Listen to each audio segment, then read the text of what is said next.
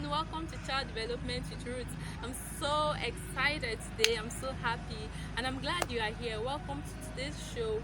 And if you have not been watching my videos, if you have not been following us, kindly click on the subscribe button. You can share and like my YouTube videos. So today I have a very interesting and important topic to discuss on the show today.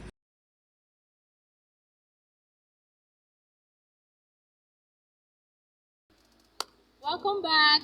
And if you are just joining us, this is Child Development with Roots. And like I earlier said, we'll be discussing a very important and interesting topic. And our topic for today is danger and the effect of divorce on children.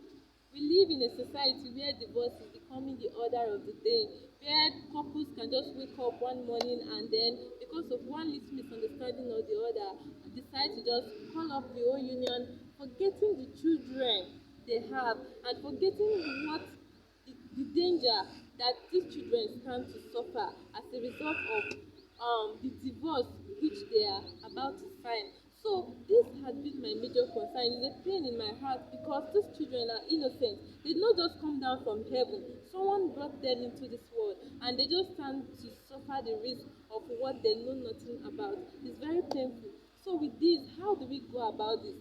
What is there still a solution? Can anything be done about this? Yes, something can still be done about it. And that's why we have here a very special guest who will be taking us through this section. And you're welcome, Ma. We are glad to have you on our show today. So, Ma, can you kindly introduce yourself and tell us what can be used to remedy this situation that is all over in society today? Okay, good afternoon, viewers. My name is Mrs. James, and it's nice to be here on the program today. We'll be discussing the negative effects of divorce on children, and we'll look at it from three perspectives. We'll look at it from the academics, the spiritual, and the physical or emotional, psychological aspects. Firstly, academics. Divorce on its own can affect a child in their academics. The effect, the process of divorce alone is enough to traumatize even an adult, not to now think of a little baby or a child. So a child can be affected in the academics due to divorce because there are times that when both parties are together, if daddy does not do your homework for you, mommy will do it. But now daddy has gone or mommy is not around and daddy goes to work, comes back late night, is so tired, so fatigued, no one to do your homework, no one to even check you up in school. That feeling of neglect can affect a child in their academics. And the child begins to isolate themselves in class because they have seen a lot, they are going through a lot.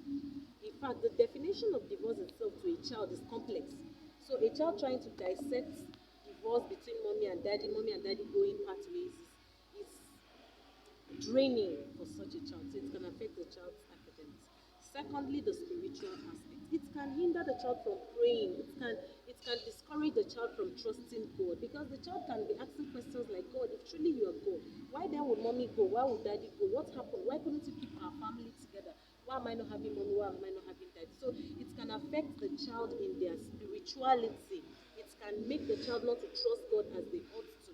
And coming to the physical, social, and emotional aspects, the child becomes aggressive, the child becomes isolated, the child gets angry at everything. For example, if the child is living with a woman, because we have seen from studies that when a woman is divorced, she tends to grow more angry.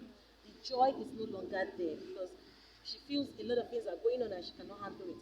So there's tendency of her passing that anger to the children, maltreating the children. Before you know, such child picks such attitude and they start to manifest it. So divorce can affect the child in diverse ways, but we just talk on these three: the physical, just a point on the physical, the social, and the spiritual aspects. And what are the remedies? The remedy number one is God. It's only God that can keep a home. It's only God that can keep a home. It's only God that can fix a home. There are no perfect homes anywhere, but we are all working towards perfection. If you allow God to choose a partner for you, in the middle of the storm, He will stand. And even if you have made a mistake of choosing the wrong partner, there's a God who can go back to the past and correct it today for our future. So you can always go back to God, speak to God about it, I'll say this: in as much as there's no life threat, divorce is not necessary. As long as there's no threat to life, divorce is not necessary. Things can be amended, broken words can be mended. So we can go back to God, pray about it, seek counsel, talk to people, seek good counsels, talk to counselors, seek good counsels. Pray, study the word, seek good counsel, and be patient, be perseverant. In all things, be patient, have the spirit of perseverance, and the Lord will help us. That's just the little I can say for now. But above all, God should come first. It should be at the center. It shouldn't be an option. It should be the only option we have. Making God an option means you have other options. But when you make Him the only options, there are no other options. And I trust God. He has never failed and He will not fail this time around. Thank you so much, ma'am. It's a privilege having you here. So I'm very sure you have learned one or two things from today's show. If you haven't, at least to emphasize the God factor. Maybe, just maybe, you might be passing through similar challenge currently, and I want to assure you that all hope is not lost. Just as you have said, be patient, persevere, and don't forget the God factor in it.